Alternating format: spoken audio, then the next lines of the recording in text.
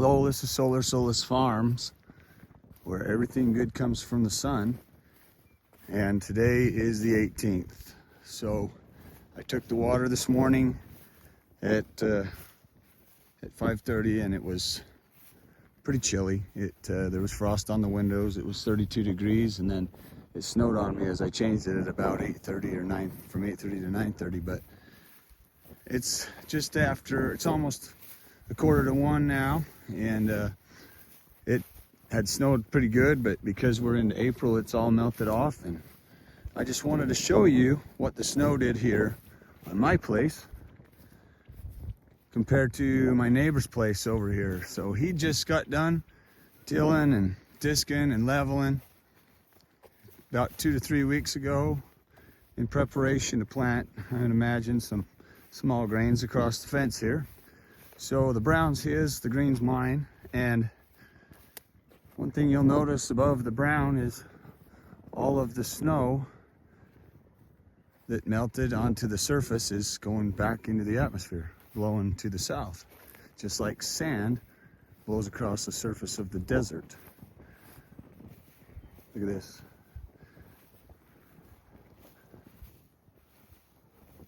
Just want you to look at that and contemplate what you're seeing right there. So if this is to keep up, by 4 o'clock this evening, the surface of this ground is going to be dry. Look down there, you can see it even way down there where he has another field that's bare. So there's even, I mean, all the bare fields across here. It's hard to see it from where you're looking, but I can see it real well here. I mean, look at that. Look at how much moisture is going back up into the atmosphere off of these fields that are completely bare. But oh well, right? We have this right here. Well, that was probably really hard for some people to see. We'll just put more this on it. How's that sound? So you can imagine if this would have been, this was an alfalfa field a month ago. And it really wasn't too poor of an alfalfa field. So instead of coming in here and disking and tilling this up, he could have came in here this past fall and drilled in a small grain into his alfalfa and thickened up his stand of plants, right? Introduced some diversity, increased the cover, increased the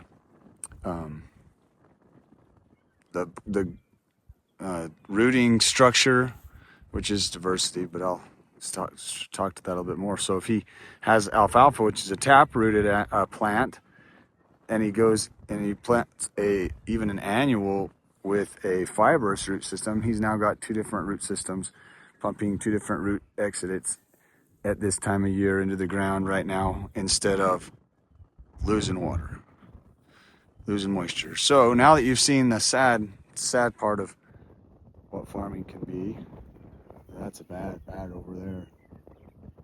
Really losing the water there. Let's come back and see what it looks like on green. So you can see why there's wisdom in keeping ground cover, right? But Taryn, you can't always have a perennial pasture. You're right, you can't. That's what cover crops are for. That's what cover crops and no-till and all this newfangled equipment that they have that's only like 60 years old now, that you could use to keep as much soil cover as possible and practice the 4 soil health principles. So anyways, I want to let you see that. I'm also walking down here to see how far down my water's got. So one thing about,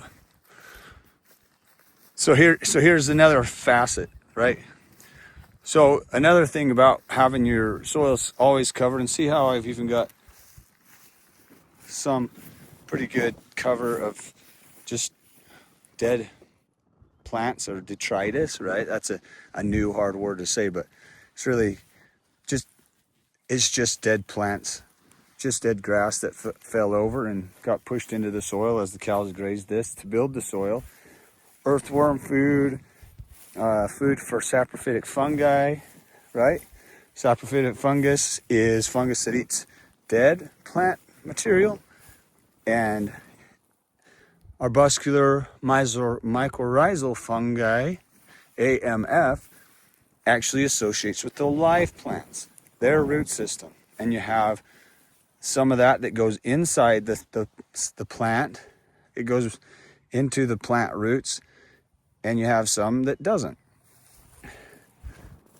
And both of them are important. In fact, arbuscular mycorrhizal fungi helps to bring all of the necessary elements from the soil into the plant roots. It's like a big mass highway system. The goods and services can travel on to the plant that the plant would in no way be able to reach otherwise if that system wasn't built. Across the road, they just destroyed that. Totally destroyed that system of roads and power lines, if you want to think about it on a human scale, okay? This isn't the greatest here, is it? No, it's not. So when you're messing with equipment like I have, you have to be patient. You have to do the best you can. But I'm losing a whole lot less moisture from evaporation than my neighbor is across the field there. So I do have some bare spots here, but as you can see, I've tried to cover this with detritus, right? Detritus, or dead plant material or matter. I'm not reaching the end very well back to the water, reaching the end in an area where you've got good infiltration because you've treated your soil correctly. It might take longer for your water in a flood irrigated field. There's a mulberry tree to reach the bottom because it's all infiltrating, but it's also going to stay in the soil a lot longer when you finally get to the end. And so, yeah, I mean, I've had to learn some things that maybe the guys who use sprinkler irrigation don't have to use, because I don't have the runoff I don't have the runoff of poor soil. So I have to see my diversity. I even have musk thistle. So I don't have the runoff, so it doesn't run across the surface, it infiltrates instead. So I have a conundrum that the guys who sprinkler irrigate don't, who does good soil health practices. I still have to get water to the bottom. So I may only have to water this field every other time instead of every time, but I have to really try to hit it hard, and I may only get across half of the property instead of all of it with the water that I have, but that's okay, because that reduces my work, right? Because I don't have to get across it every time. Not the whole thing, just half of it. Anyways, kind of interesting. I sure wish I could get some rocks and finish lining that with some rocks, because I've got erosion going on in my ditches. Here's a chokecherry tree I just planted. It's out of the field enough to where it's not going to be disturbed when I have to come in and try to redo my furrow system. But it's in the field, providing a little bit of shade and wildlife habitat. So that's just a shrub, so it's only going to provide some wildlife habitat. See, I don't got a whole lot. I might have to shut some of my other gates to get this field completely watered. Or I might just have to say, this field doesn't get water this turn. Some decisions that you have to make. I dug all these gopher holes out of these lead furrows.